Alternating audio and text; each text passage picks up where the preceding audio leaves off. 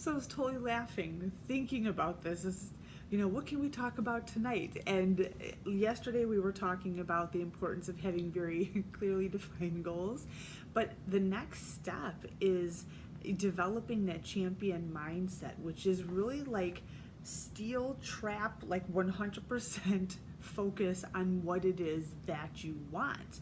And it's funny because, this is totally aside. Like, I try to communicate in a way that's appropriate for a lot of audiences, but really where most of this stuff comes from is like my immediate response to when people tell me a problem that they're having. So one of my good friends asked me, she said, do you have a lot of friends? Asking me because she is experiencing this thing where she's set some new goals, and the people that she was friends with before, she said they don't get me, and now they're just like dropping just like all these fireballs on me all the time. It's just like I this is just bizarre to me. Or other people are hesitant to set or commit to a goal simply because they worry about what other people will say about them. The people didn't even say it yet. They're just thinking what other people may be thinking about what it is that they even think that they want to do. And I laugh when I think that, because in my mind, it's taken me so long to be able to communicate this, I think, in a more graceful fashion, but in my mind is like this: you just can't give a shit. You gotta focus on your own shit, and you just can't give a shit. Like, that's really where it comes from. But if we put this like in the family friendly mode of this, is that honest to God, when you are looking to do anything, as long as, right, it's rooted in good, okay, your venture, it has good intention, or it comes from a very pure place in your heart, is that number one, you are going to change. Okay, when you set a new goal, usually what that means is you're raising a bar in some area. And perhaps the people who you consider to be your friends, or maybe this is even your family, they were not given that same goal or the same vision that you have.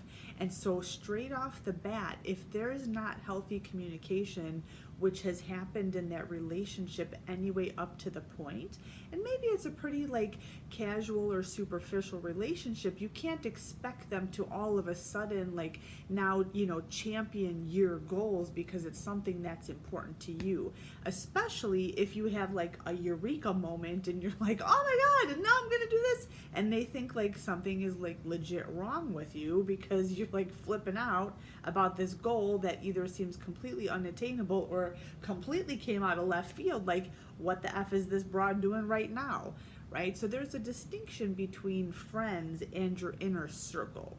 Okay, so when you have an inner circle, like your inner circle is going to know you through and through.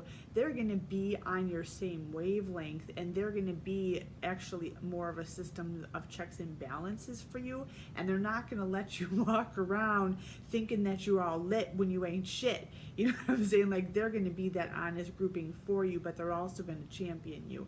That's going to be, if you're lucky, two people. One or maybe two people will be your inner circle.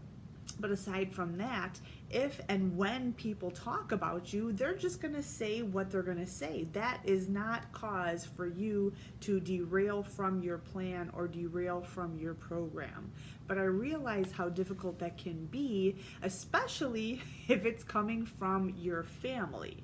All right, so those are family growing pains. I often see that a lot between women and their moms, that it challenges that dynamic a lot of times. And I understand, me and my mom went through that, and we still go through those things. I'm not really like a lot of other girls. I know I challenge that woman on a daily basis. Love you, Mom. Anyway, back to the point in hand, is you can't give a shit, and you have to focus on your own shit.